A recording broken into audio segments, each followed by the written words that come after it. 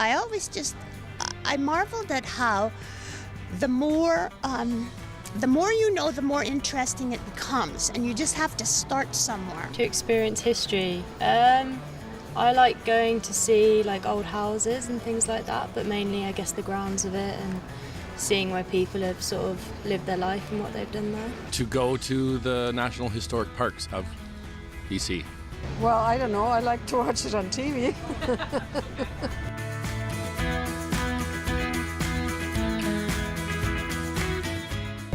Now let's take a short drive from the Okanagan for a one-of-a-kind historical experience at the Mascot Gold Mine, where Tim Morton gets inside the history of the area. Tim?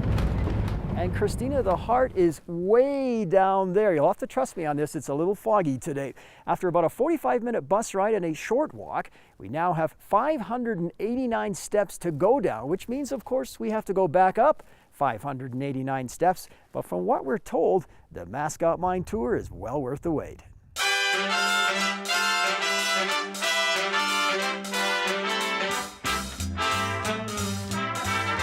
To get to the mine site, we had to first navigate some narrow switchbacks up Nickel Plate Mountain. Rick Holmes often hugging the side of the cliff with the tour bus.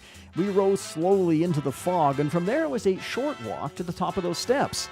Now going down is the easy part. Thinking about the climb back up is a little more taxing. All of a sudden, the mine appears out of the mist, and we seem to be transported back to the 1930s. This picture right here just kind of depicts the condition of the site when we originally got here. It looks like the miners just up and left yesterday. The site has been preserved in its heyday, which was 1936 to 1949, a short and profitable life for the Mascot Gold Mine. There are 7 tons of gold brought out of that mountain. In today's dollars, that's about $2.5 billion worth. That was known as the largest scoring ore body in the world, and it still holds that title. It was prospector Duncan Woods who first had eyes for this site, a difficult place to get to. He eventually sold his claim to a Vancouver group, and the site was built on these steep cliffs. Building halfway up the stairs, made of 3 different sections, a smaller, medium, and larger one on the right-hand side. That's the cookhouse. A tram was used to transport the ore down to Hedley. Those carts would have been pulled by a battery-operated locomotive called a Loki. If you had a closer look at that car, you'd notice that there are side dumps.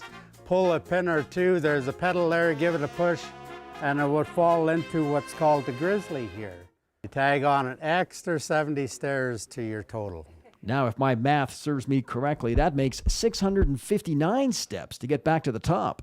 So there was someone that worked down this area. His duty would be to fill this cart up with 1.5 tons of ore. It's starting to clear up, and now you can see Hedley off in the distance, and just in the foreground there, the tin roof of the lower bunkhouse where the rookie miners used to sleep. About 130 men worked at this site at the height of the mining. The single guys basically stayed up here. The married guys took the aerial tram back down to Hedley.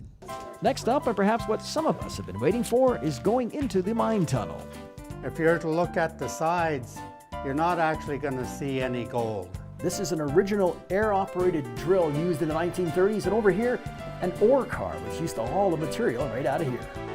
A highlight of the tunnel tour is the sights and sounds of the working life in the mine, including the blasting. Fire in the hole!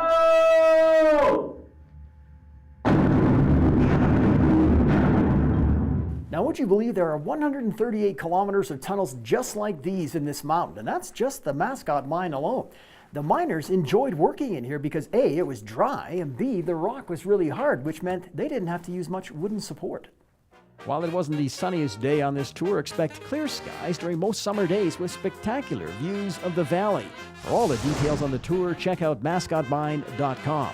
It certainly is well worth the time and a great way to experience BC's history. It was very good, actually. It was a lot better than I thought. I actually like going into the mine and seeing the picture of the miniature mine over there. I liked how you go in the mine and they told you about the mine carts and how they loaded everything. I like it because we see a lot of the old times in there, and the houses here. It's incredible. I can't believe how anybody can build on a steep rock side. It'll be hard to picture myself doing that kind of a job. I think I'd be more likely to be one of the authors. You think you could live and work up here and that kind of thing? God, no. Going in the mine with all the sound things. It's going to be fun walking up all those stairs again, isn't it? No. Now it's time to leave and take a crack at those 589 steps. For Top This, I'm Tim Morton, way, way above Hedley. Thanks for joining us. I'm your host, Christina Krichkowski. We'll see you next time on Top This.